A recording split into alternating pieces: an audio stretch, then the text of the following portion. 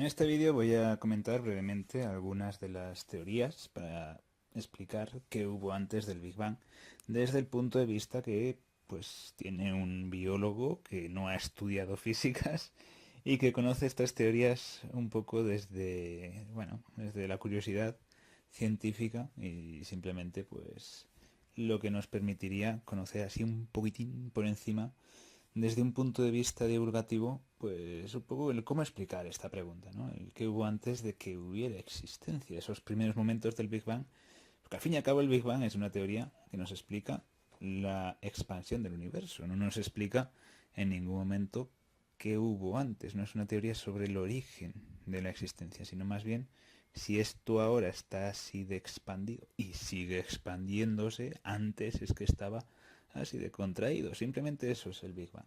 Y sus múltiples demostraciones y cálculos y su entender los primeros momentos de la existencia y demás. Pero bueno, en esencia eso es el Big Bang. Por lo tanto, hay distintas teorías que intentan pues ofrecer unos puntos de vista un poco distintos, más allá de la propia singularidad, ese punto tan pequeño del cual surgió todo y se empezó a expandir, a enfriar y a formar los distintos elementos que conforman hoy en día pues nuestro universo, ¿no? Desde las partículas elementales, las partículas subatómicas, pasando por los átomos, la luz y bueno, el hidrógeno y el helio, de un universo apenas metálico que tras sucesivas generaciones de estrellas pues se fue haciendo más metálico. Metálico para los astrónomos significa pues eso, todo lo que no sea hidrógeno y helio en la tabla periódica. Para la tabla periódica de los químicos, pues ya sabéis lo que son los metales, lo que está en más o menos en medio, vamos a decir. Todo lo que tiene pues una nube de electrones forma enlaces metálicos entre sí por compartir nube de electrones.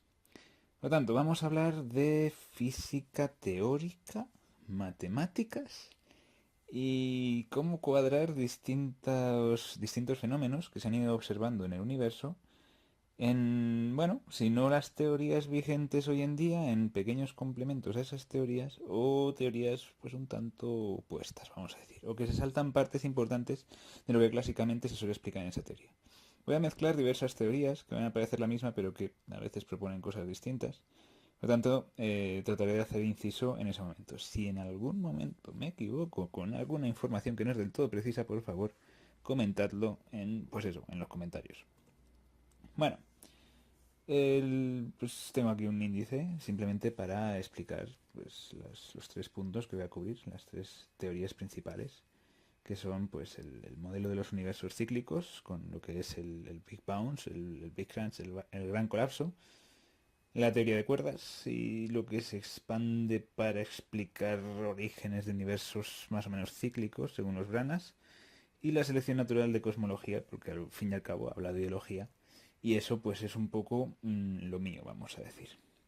Entonces, si nos fijamos en cuál es el futuro del universo, podemos establecer tres grandes teorías. El universo se expande desde el Big Bang, en un momento en que tiene un récord de temperatura, de presión, en unas condiciones un tanto excepcionales, vamos a decir, para que pasen cosas poco comunes en el universo actual, vamos a decir. A partir de la singularidad se expande, la materia sale de la energía condensada, entre comillas, podríamos hablar del mar de Dirac. En el momento actual vemos una expansión, digamos, mediada hasta cierto punto por esa explosión grande, ese Big Bang, y en un punto concreto empieza a acelerarse más debido a la energía oscura y bueno, ahí podemos tener distintos futuros. ¿Qué pasa? Que el ímpetu inicial de la explosión se frena y la gravedad hace que todo vuelva otra vez a colapsar. Tendríamos ahí un Big Crunch, que es la teoría que estamos explicando ahora. O podríamos tener que el universo no solo no frena su expansión, sino que la acelera. ¿Vale? Tendríamos ahí el Big Rip. Simplemente todo se expande, se expande, se expande. Las estrellas acaban, pues eso, con su vida, acaban explotando, acaban dejando una masa de gas. Eso, al final llegan a estar las galaxias tan lejanas las unas de las otras por la explosión, por la propia expansión que diga. El flujo de Hubble, la propia energía oscura, lo separa todo tanto que hasta los agujeros negros acaban evaporándose por la propia radiación de Hawking que pues, a lo largo de muchísimo tiempo hace que hasta los agujeros negros acaben desapareciendo. Entonces, cuando todas las partículas están tan dispersas por la expansión acelerada del universo, realmente nada puede suceder. Tenemos la muerte térmica del universo, que sería el Big Chill, que le llaman los ingleses. Y finalmente el Big Freeze, que sería pues el universo se expande, llega a un punto de equilibrio y sigue así. Y no se expande de manera acelerada, simplemente pues se ha expandido y ya está. Y se queda ahí.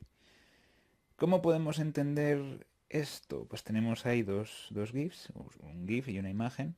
Vamos a decir, la imagen de los globos nos explica pues la inflación del universo. Imaginamos que el látex de un globo es la existencia, el tiempo y las 3 dimensiones del espacio, es decir, las 4 dimensiones que podemos percibir.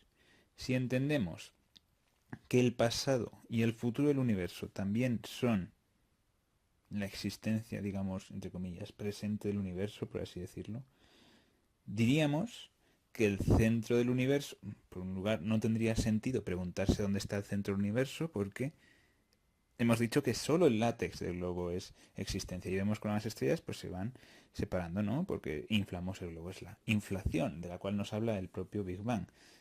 Entonces, el centro del universo, si está en el aire, que hay dentro del globo, pues eso no es existencia, no es el centro del universo. ¿Qué es el centro del universo? Si el pasado también es existencia, porque el universo está hecho de las 3 dimensiones espaciales y también de la temporal, se podría decir que el centro del universo es ese momento en el pasado en el cual todo estaba junto, es decir, el Big Bang. Bueno, entonces según esto, veríamos como el globo se hincha y se deshincha, ¿no? Sería el Big Bounce, el gran rebote, el latido de los 14.000 millones de años. Tendríamos ahí el Big Crunch, eso colapsa, ¿vale? Y al colapsar pues generaría un nuevo Big Bang. Y ahí tendríamos la explicación de qué había antes del Big Bang. Pues otro universo anterior que colapsó y volvió a generar un Big Bang. Y ahí lo tenemos en las letras de la serie de Big Bang Theory. Todo se expande hacia afuera siempre, pero un día se detendrá, como hemos dicho, por acción de la gravedad, y empezará a ir hacia el otro sentido, en vez de expandirse, a colapsar. Colapsando todo hacia adentro, no estaremos aquí, no será oído, no será percibido por alguien consciente, vamos a decir, nuestra mejor y más brillante figura, que será pues ese colapso, la conflagración que le llaman más adelante, lo veremos, que será pues un Big Bang incluso más grande. No necesariamente podría ser igual, bueno, no sé en qué se basan. Digamos que esto está pues hasta cierto punto obsoleto, pero aún hoy en día sigue habiendo modelos que respetan esto, el modelo del universo cíclico, basándose en otras explicaciones pues que veremos más adelante. Pero, hasta donde sabemos, por efecto Doppler, esta teoría pues no es del todo cierta, o no está, al menos, soportada por el efecto Doppler, por la información que nos da el efecto Doppler. Y como veremos más adelante, bueno, no entro tan en profundidad, pero todas las teorías tienen, pues, digamos, puntos a favor, fenómenos que explican bien y que a veces nos hacen crear estas teorías o dan origen a que se empiecen a plantear estas teorías, pero también tienen problemas y también tienen críticas y cosas con las que no encajan tan bien. ¿Vale? En biología, por ejemplo, tenemos el equilibrio puntuado, que hace que haya momentos de evolución intensa y momentos en los que apenas hay cambio evolutivo, y tenemos el gradualismo, en el que las especies pues van cambiando poco a poco y no hay momentos de mayor o menor evolución, según eso. Entonces, para algunas especies con su registro fósil cuadra más una teoría y para otras cuadra más otra. Pues es lo que tenemos ahí. El registro fósil no es tan completo y las teorías pues a veces se ajustan más a unas cosas y a veces a otras. ¿Cómo lo unificamos? Pues a veces la naturaleza no es tan cuadriculada. A veces una teoría va bien para una cosa y otra teoría va bien para otra. Entonces, lo bueno es tenerlas registradas para si en algún momento tenemos muchísimas evidencias para una, pues decantarnos más hacia esa. Y si en algún otro momento tenemos más evidencias para otra, pues para otra, ¿no? La cosa está en tener muchas teorías entre las cuales elegir, ¿no? Una competencia sana. Pero a veces pues no tenemos mucha información, ¿vale? Para el registro fósil pues podemos excavar más fósiles, pero para el universo y la cosmología pues llegamos hasta donde llegamos, porque es que somos muy pequeños y el universo observable también lo es. Entonces podemos investigar o sacar más evidencias para estas teorías de una manera pues un poco limitada y muchas veces es puramente especulativo, basado en matemáticas, en si nos cuadra con la supersimetría y poco más. ¿Vale? Entonces, eso lo tendremos que tener en cuenta porque es importante, no todas las teorías van a cuadrar perfectamente. Bueno, si continuamos, vemos aquí el efecto Doppler que nos explica el bueno de Sheldon, ya que aplicado al sonido sería, pues como vemos ahí con la ambulancia. Digamos, la ambulancia al avanzar hacia donde ha lanzado el sonido, comprime las ondas y hace que suenen más agudas. Al alejarse por la parte de atrás de la ambulancia, de donde ha emitido las ondas, digamos, hace las ondas más espaciadas entre sí, por lo tanto suenan más graves. Y como dice Sheldon, sonaría como ñon, ¿no? Y ahí tendríamos que este defecto depende exclusivamente de dónde se sitúa el observador, porque ese observador notará el cambio de grave, o sea, de agudo a grave, en el momento en el que la fuente del sonido lo pase, lo adelante, pase a su lado. Y ahí veremos el cambio de agudo a grave. Ese es el efecto Doppler, algo que tiene que ver con la fuente que emite el sonido y con que esté pues con suficiente velocidad para que este efecto sea mínimamente apreciable. Si tenemos en cuenta que el sonido es una onda, esto mismo lo podemos aplicar a la luz, ¿vale? Una fuente que se está moviendo a una velocidad suficiente puede hacer que la luz, si se nos está acercando esa fuente, en este caso la luz, la veremos con corrimiento al azul, blue shifted. Y si la vemos al revés, como que se está alejando, la veremos con corrimiento hacia el rojo. Y si miramos la mayoría de las galaxias, vamos a ver que efectivamente están con redshift, con corrimiento hacia el rojo, lo que significa que no solo el universo no se está frenando por acción de la gravedad, como decía el Big Crunch, sino que además el universo está acelerando su expansión. Y esto, pues, si nos basamos solo en esta evidencia, podría ser una evidencia que critica y que nos descarta el Big Crunch y que por lo tanto iría a favor del modelo del Big Rip. ¿Vale? Que tenemos ahí, es decir, hacia la muerte térmica del universo, en la que toda partícula está tan separada la una de la otra que literalmente nada puede suceder. ¿Vale? Entonces, eso es una teoría que tiene pues su demostración de que no es correcta. Pero como veremos más adelante, hay modelos que intentan explicar qué hay antes del Big Bang que, pues, por lo que han establecido como básico para el modelo, necesitan de un modelo de universo cíclico. Y son teorías que tampoco es que sean muy viejas o estén muy desfasadas. O sea, para explicar ciertas cosas parece ser que cuadran. Pero claro, está el tema de la energía oscura, que sería pues una posible crítica para estas teorías que mantienen lo del universo estático. ¿Vale? Vamos a ver cómo explica precisamente la energía oscura, ese flujo de Hubble, esa antigravedad que hace que el universo no solo no se frene, sino que se acelere más. Porque tiene sentido que la expansión del universo, el propio Big Bang, la explosión, haga que el universo se expanda. Pero ¿cómo es que cada vez va más rápido, más rápido, más rápido? Pues se teoriza de que la propia expansión del universo viene dada también por la energía oscura que ya hemos mencionado antes, que es pues una energía misteriosa, la llamamos oscura porque no la tenemos del todo cuadrada, no sabemos explicarla del todo bien. Esa energía se cree que es algo así como un antagónico a la gravedad y que podría ser surgiera de esos vacíos que hay entre los cúmulos de galaxias, ¿vale? Hay como pues zonas donde se concentran más las galaxias porque se atraen por gravedad, a la vez que se expanden también se juntan entre ellas. Pasa que Andrómeda se está juntando con la Vía Láctea y la vemos con el corrimiento azul porque se está acercando a nosotros a gran velocidad para colisionar con la Vía Láctea dentro de 5.000 millones de años.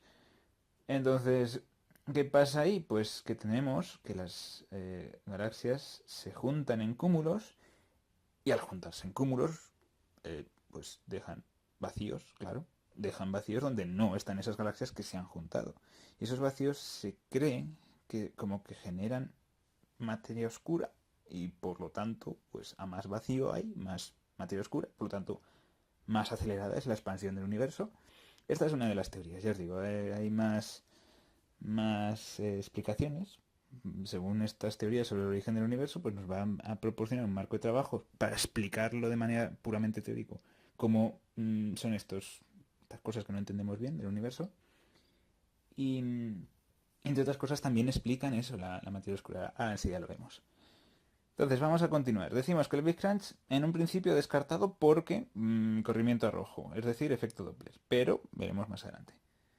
Entonces, aquí vemos una representación logarítmica del universo. ¿Vale? Logarítmica será pues eso, de 1, 10, 100, 1000, en vez de 1, 2, 3, ¿vale? Según cómo lo observamos. El universo observable tiene a la Tierra en su centro, porque es desde ahí desde donde observamos. En este caso está el Sol. Bueno, han querido hacer una representación bonita del sistema solar, no solo con los planetas, sino también pues con algunos otros cuerpos. Claramente no está a escala bien, porque vemos ahí la Tierra pues que es bastante grande, ¿no? En comparación con Júpiter, que pues con la Tierra debería ser pues bastante más grande. Bueno, y tenemos pues las estrellas, las galaxias. Esto simplemente es para explicar pues las galaxias más lejanas y cómo percibimos el universo, ¿vale? Tenemos ahí pues algunos ejemplos de pues estructuras del universo como galaxias y cúmulos de galaxias que podemos ver con nombres propios y demás.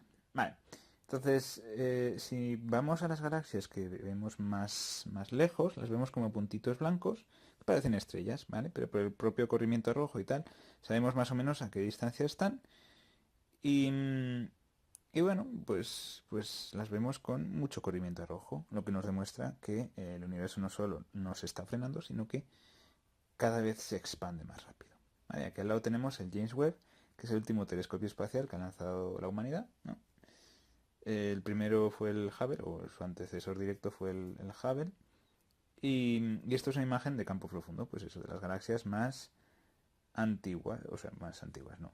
Las galaxias que están más lejos, cuya luz nos viene de más lejos y que por lo tanto veríamos en un estado muy joven, precisamente por eso, porque cuanto más lejos miramos, más en el pasado miramos. La Luna, por ejemplo, estaba, si no recuerdo mal, a 8 segundos de la segundos luz de distancia de la Tierra. El Sol, si no recuerdo mal, eran 8 minutos, más o menos. Y Próxima Centauri, que es la estrella más cercana, la teníamos a 4,2 años luz, ¿vale? Esos son medidas de distancia, es decir, de cuánto le cuesta a la luz atravesar ese tiempo. Y es bastante. Vemos que el universo es muy grande. Literalmente nada que hayamos lanzado ahí fuera ha ido más lejos del sistema solar, porque es que el sistema solar es que es muy grande. La cosa más rápida que viaja en el universo, precisamente por no tener masa, que es la luz, tardaría 4,2 años en llegar a la estrella más cercana que tenemos al Sol. Es muchísimo. Por eso se dice que cuando la estrella, o sea, la Vía Láctea choque contra Andrómeda, no va a haber pues tampoco gran catástrofe al colisionar estrellas con estrellas, porque es que el universo es que es tan grande, y la galaxia está con las estrellas tan separadas que es muy difícil que pase algún choque catastrófico. Bueno, eso es el campo profundo del Hubble, simplemente pues para ver que las galaxias más profundas se ven, pues eso, pequeñitas, se ven en un estado muy antiguo y se ven con corrimiento a rojo muy grande. Por lo tanto, nos indica que efectivamente se están separando de nosotros muy rápido. Bueno, aquí tenemos la teoría de cuerdas, que es la segunda candidata a explicarnos qué había antes del Big Bang. La teoría de cuerdas tampoco es que la entienda muy bien, simplemente voy a explicarla como yo la entiendo, para así intentar pues divulgarla lo mejor que puedo. Simplemente propone eso, que las partículas elementales, los fotones, los quarks, que forman partículas subatómicas como los protones, los neutrones y claro, sus versiones de antimateria, que serían tres quarks para cada una de estas. Tenemos también electrones y tenemos neutrinos, ¿vale? Estos son, digamos, la tabla periódica de los físicos. Estos son las partículas elementales, ¿vale? Digamos, es la cosa más pequeña que conocemos, más o menos. Entonces, estas partículas, lo más básico de materia, podríamos decir, los cuantos, en vez de ser pequeños puntos, en vez de imaginarlos como pequeños puntos, serían como cuerdas de una sola dimensión, pero que tienen estados vibracionales, de los cuales depende su masa, su carga y otras propiedades, como puede ser la propia gravedad. Entonces, si en condiciones extremadamente inusuales, como puede ser los inicios del Big Bang, vamos a decir, esos primeros momentos tan difíciles de explicar, si en esos primeros momentos consideramos que la gravedad es algo cuántico, ¿vale? Porque esto es una teoría sobre gravedad cuántica, pues podríamos explicar estas cosas tan raras que sucedieron al principio del Big Bang, ¿no? Es como un marco de trabajo muy valioso para explicar cosas pues que tampoco es que entendamos muy bien o que pues más o menos cuadran con los cálculos matemáticos que hacen pues aquellos que investigan la teoría de cuerdas. Que por cierto suelen pues poner muchas dimensiones más allá de las cuatro que ya hemos mencionado, que son pues las tres del espacio y la temporal. Suelen ir hasta la 11ª dimensión y dicen que más allá de esas 11 dimensiones es bastante difícil elaborar una teoría supersimétrica de, pues eso, que tenga que ver con todo lo que tiene que cumplir, ¿no? Con las características que hacen que estas teorías pues sean más o menos congruentes. Se tiende a añadir dimensiones para poder explicar mejor pues ciertos fenómenos que quizás no cuadren tan bien con la teoría de cuerdas. Entonces es como muy tentador, ¿no? Para los que investigan este tipo de teorías añadir más dimensiones. Pero se suele establecer de límite 11 dimensiones. Entonces, digamos que las que percibimos nosotros están pues ahí como un punto, vamos a decir, en cosas pues de varias dimensiones. Entonces, la teoría de cuerdas ha contribuido con varios avances en, pues es lo que decíamos, la física matemática, la física de agujeros negros, la cosmología del universo temprano, y por eso nos cuadra aquí en qué había antes del Big Bang, la física nuclear y más campos, ¿no? Entonces simplemente es un marco de trabajo, es una teoría que pues de ella salen varias teorías, ¿no? Varias subteorías que nos permiten explicar pues cosas que quizás no entendemos tan bien y que pues más o menos cuadran en las matemáticas de esta teoría y dicen pues bueno, otra forma de explicarlo es a través de la teoría de cuerdas, ¿no? Pues el origen del universo lo podríamos explicar directamente con eso. Además que también es una teoría candidata a teoría del todo que nos permite unificar pues la fuerza de atracción débil, la fuerza de atracción fuerte, la física de partículas, ¿vale? Y junto pues con otras serán ambas o todas ellas candidatas a teoría del todo, que nos permite pues explicar varias cosas con solo una teoría. Bueno, entonces de estas mismas cuerdas que tienen estados vibracionales vamos a poder extenderlo a los branas, que son pues ¿cómo decirlo? Sería se acorta el término de la palabra membrana, ¿vale? Serían como objetos de dos dimensiones que vibran, que se extienden de la propia cuerda, ¿vale? De las partículas que tendrían una sola dimensión, hacemos pues membranas de dos dimensiones, que estarían pues en planos supradimensionales y estas membranas pues con sus oscilaciones en sus planos superdimensionales de dimensiones bastante grandes, bastante absurdas para lo que es la comprensión humana, al colisionar, pues podrían hacer estos modelos cíclicos que decíamos al principio, podrían hacer primero un Big Crunch y después un Big Bang, y hacer pues que esas partículas, esa energía, esa radiación de fondo tuviera su explicación en estas colisiones, ¿no? Y que cada cierto tiempo, pues o bien ese universo se crea y se destruye debido a los branas que se acercan y se alejan, o bien tendríamos pues múltiples multiversos, ¿no? Pues igual uno en cada membrana, según es que hay, hay varias teorías dentro de esto.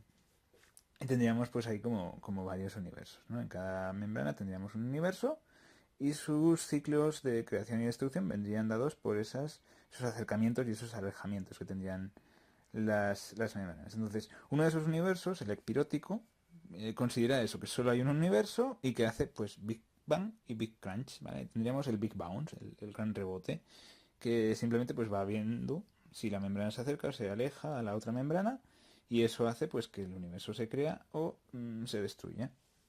¿Vale? Y aquí tenemos pues un poco la explicación. Vamos las dos membranas, vemos nuestra membrana, al final pues chocan, las branas se acercan y su materia, o sea, y su energía cinética, su movimiento, se transforma en materia y en radiación, ¿vale? Esa colisión que se genera ahí, pues es el Big Bang.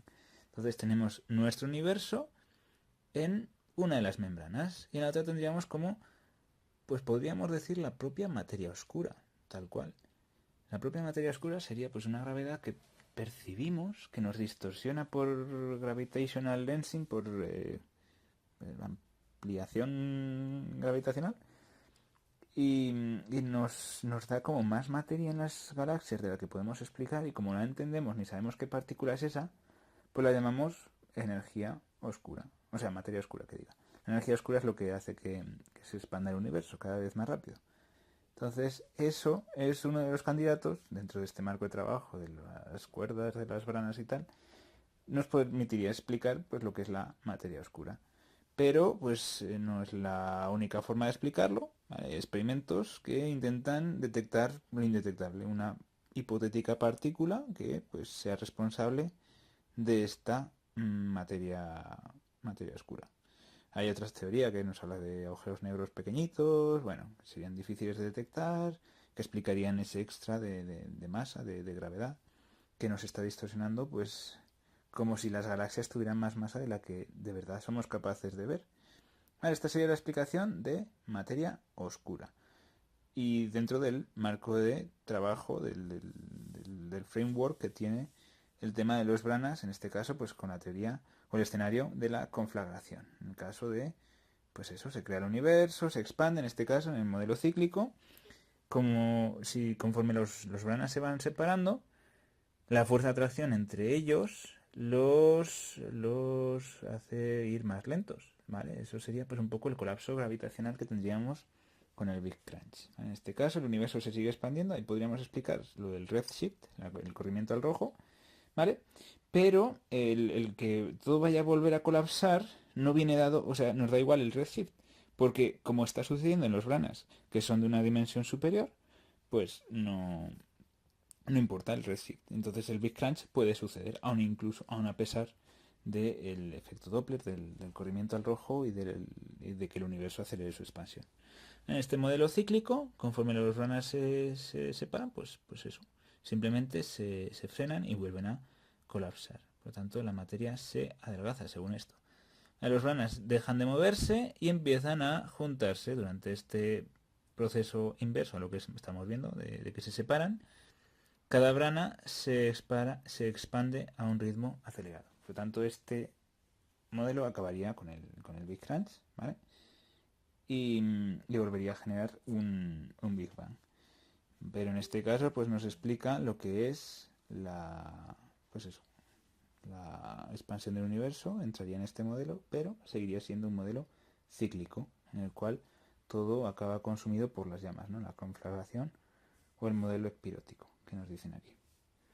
Bueno, simplemente es la explicación que he encontrado, la forma más simplificada, más sencilla, que atañe solo a esto, a la explicación de que había antes del Big Bang.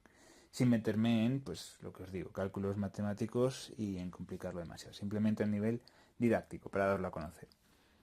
Luego, la materia oscura, lo que decíamos, según la teoría del mundo Brana, según este marco de trabajo, según el modelo espirótico que nos dice eso, simplemente un universo, no entra en multiversos, aunque dentro del marco de trabajo de los Branas se puede hablar de multiversos, dentro de, pues, o el mismo Brana o distintos Branas, bueno, ya os digo, depende. Hay múltiples versiones de esta teoría, según lo entiendo yo. Entonces, la materia oscura no sería más que la fuerza de gravedad de otro Brana y de la materia en ella contenida, ¿vale? Por lo tanto, tendríamos la estrella, tendríamos como otra versión de esa misma estrella en la otra membrana. En estas múltiples dimensiones, en estas 11 dimensiones, estas dimensiones superiores, veríamos que pues, dos membranas juntas, ¿no? Tendrían la materia de nuestro universo, por así decirlo, y la otra membrana, la otra brana, tendría pues como esa estrella en formato pues que no podemos percibir nosotros, pero como que la gravedad sí que va entre una membrana y otra.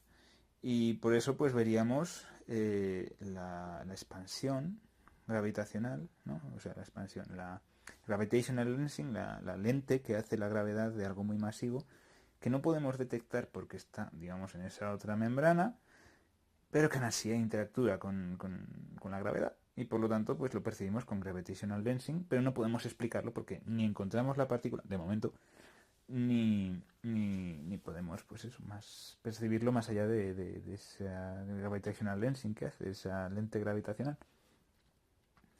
Por lo tanto, pues ahí tendríamos lo que decimos, que la fuerza de la gravedad con otro Urana sería algo percibible y la materia en ella contenida estaría como cercana, pero no es detectable, más que por gravedad. Estaría como formada por esas cuerdas cósmicas que decimos, que es pues la base de los branes, la propia teoría de las cuerdas.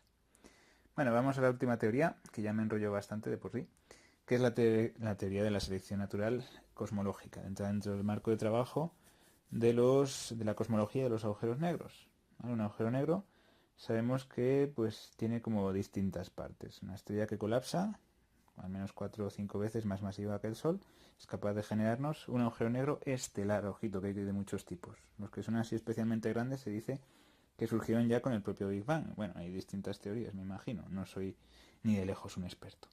Entonces tenemos, por un lado, la ergosfera, que es la parte negra. El horizonte de sucesos, sí, que sería pues la parte de no retorno, la zona en la cual si entras pues ya no puedes salir. Necesitas una velocidad mayor a la velocidad de la luz para poder escapar de ahí. Y finalmente la singularidad, que se supone que está en el centro, que sería pues el pozo de gravedad, el punto donde se genera y termina el agujero negro. Y pues algo que es un poco complicado de explicar, vamos a decir. Pero tanto agujeros negros como agujeros blancos tendrían singularidad y el propio Big Bang, según depende de qué teorías, la de las branas por ejemplo no, tendría también una singularidad, un punto infinitamente pequeña en el cual pues pasan cosas difíciles de explicar según la lógica y según pues también los modelos que tenemos planteados. ¿Vale? No obstante, pues algo se sabe, algunas matemáticas y algunos cálculos físicos sí que se han hecho sobre esto y algo pues se puede predecir y entender lo que es una singularidad.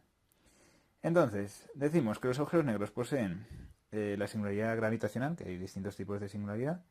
En esa singularidad, la gravedad es tan intensa que el propio espacio-tiempo colapsa de forma catastrófica, que es lo que estamos diciendo ahí. ¿Vale? Por lo tanto, según la relatividad, estar cerca de una masa de gravedad fuerte altera el tiempo. Es como que el tiempo pasa más lento para ti, pero en la Tierra pasaría muy rápido, entonces como que estás viajando al futuro, pero tiene que ver con la dilatación del tiempo y la gravedad y el efecto que hace esta en el tiempo. Por lo tanto, si te metes a un agujero negro es como que viajas al futuro, pero no puedes volver porque el viaje al pasado es muy imposible en el universo. Entonces, bueno, pues ahí lo tienes. Si te acercas al Sol, pues también viajas un poquito al futuro. O al menos el tiempo ha pasado más lento para ti y ha pasado más tiempo para los que están en la Tierra en comparación, ¿vale? Porque la gravedad en la Tierra no es lo mismo que para ti que estabas cerca del Sol. Lo mismo si te mueves a velocidades cercanas a la luz. Se puede, entre comillas, viajar al futuro, tanto si viajas a velocidades cercanas a la luz como si te acercas a masas muy grandes, como una estrella o un agujero negro. Y si entras en un agujero negro ya, pues eso, acabas en un futuro en el que probablemente ya no quedan ni estrellas de lo mucho que ha pasado de tiempo, ¿no? Podríamos decir. Y si el agujero negro es muy pequeño, pues te espaguetificas, te conviertes en filamentos muy pequeños para poder entrar ahí porque no puedes escapar y bueno, eso. El agujero negro es absoluto, ¿no? Una vez pasas del horizonte de eventos, ya no escapas. Luego la ergosfera, hasta donde tengo entendido, es como una propiedad emergente de que el agujero negro como que esté dando vueltas, como que tenga cierto spin. Y hay otras teorías que nos hablan de la censura cósmica, que tiene que ver con si la singularidad es un punto muy lejano en el futuro, porque espacio es tiempo, por ese colapso que hemos dicho tan catastrófico que sucede ahí, es como que si el agujero negro no estuviera censurado por la ergosfera, podríamos ver el futuro y alterar el principio de la causalidad, es decir, genera una paradoja porque lo podríamos cambiar. Entonces es como que el universo censura eso para que no lo veas y las singularidades desnudas serían o raras o directamente imposibles, claro, según esta teoría de la censura cósmica. Se hipotetiza que podrían existir agujeros negros como que no giraran y por lo tanto no tuvieran ergosfera y que por lo tanto tuvieran la singularidad desnuda y la pudiéramos ver, Pero bueno, eso ya es meterse en otros fregados. Si os interesa, echarle un ojo. Es interesante. Entonces, hablamos de que fuera de... o sea, el agujero negro es como un límite, según esta teoría, del universo. No está como fuera del espacio-tiempo normal y no tiene forma de definirse en términos de dónde o cuándo, ¿no? Es como la singularidad es el futuro, ¿no? Es como un punto en el que te vas al futuro. Entonces no es un lugar, es el momento del tiempo muy en el futuro. Algo así es lo que yo entiendo. Bueno, aquí tenemos la explicación de cómo, o sea, imaginaos que esta tela que tenemos aquí es el espacio-tiempo. Entonces una masa muy grande, como puede ser una estrella o un agujero negro, lo que hace es curvar el espacio-tiempo.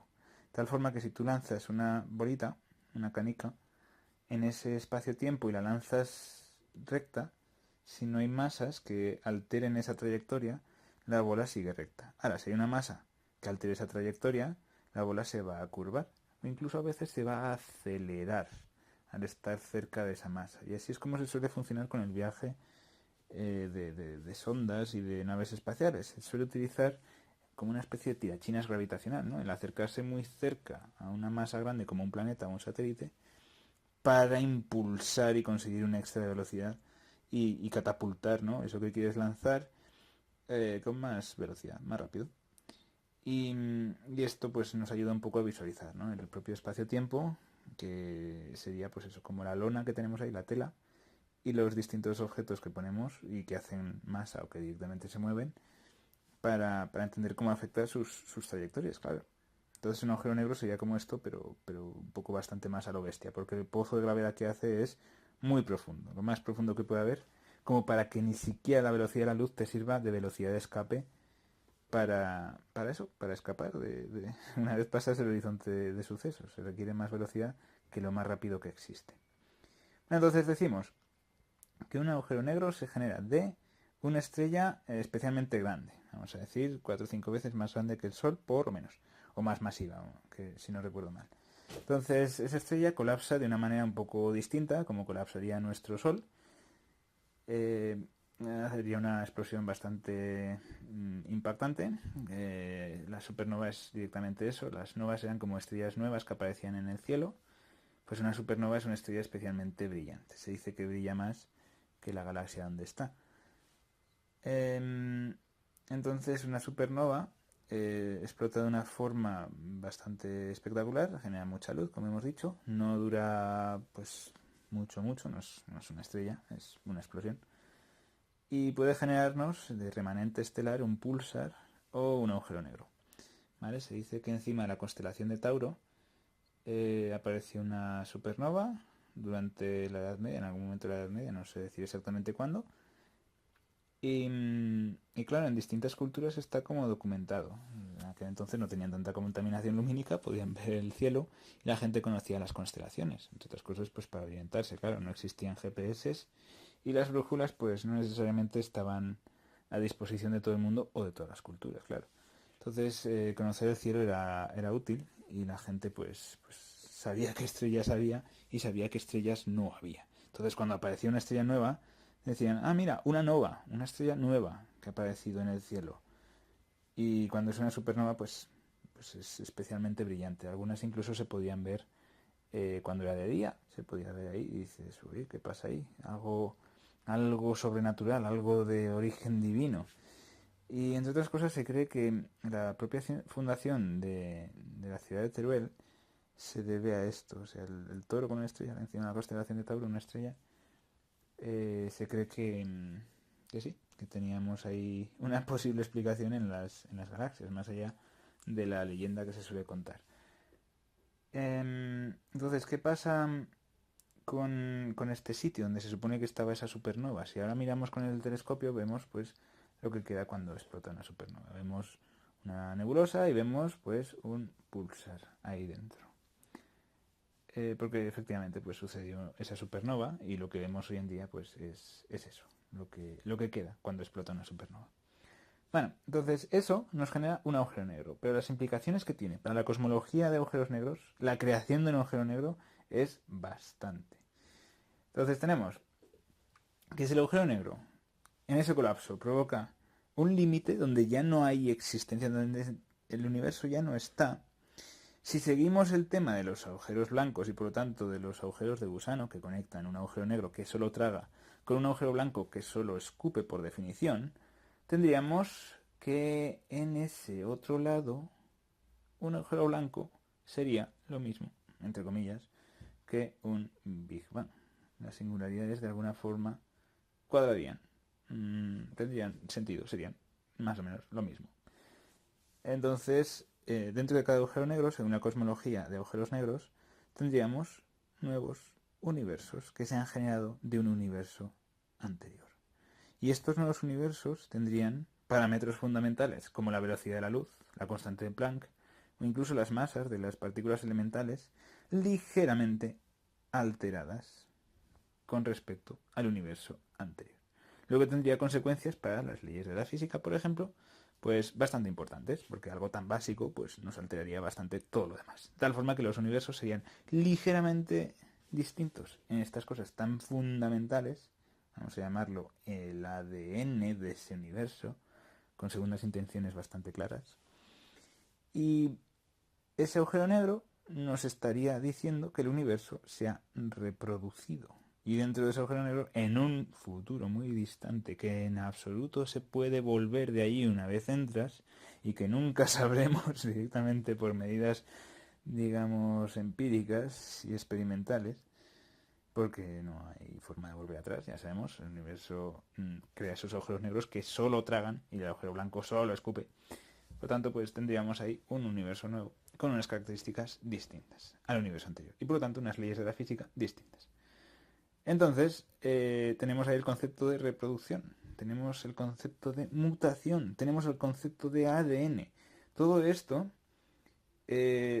podría hacer que esta teoría fuera directamente análoga a los modelos de biología poblacional, de genética de poblaciones, de ecología y de todo esto, ¿vale? Haríamos que unos universos, por cómo son, por cómo es su ADN, por cómo son sus leyes de la física, que perdure más o que perdure menos, que se reproduzca más o que se reproduzca menos. Por lo tanto, los agujeros negros pasan de ser simplemente un remanente estelar a ser literalmente la reproducción del universo, el porqué de su existencia y un indicador de su éxito en la existencia. Esto ya es mi campo, ¿no? Esto ya es biología, podríamos decir. Entonces se dice que esta teoría pasó más inadvertida de lo que debería, que es pues algo a tener en cuenta y que merece más reconocimiento, podríamos decir. Pero bueno, a mí me parece súper guay esta teoría, porque al fin y al cabo pues soy biólogo y habla en términos que entiendo bastante bien. Así que bueno, simplemente quería divulgar un poco lo que he estado investigando. Seguramente haya cometido algún que otro error, pero es natural, no soy un experto. Simplemente he querido divulgar acerca de este tema y hacerlo accesible y, ¿por qué no? Pues también en español, que creo que tampoco hay mucha gente que hable de estos temas en español, pero bueno.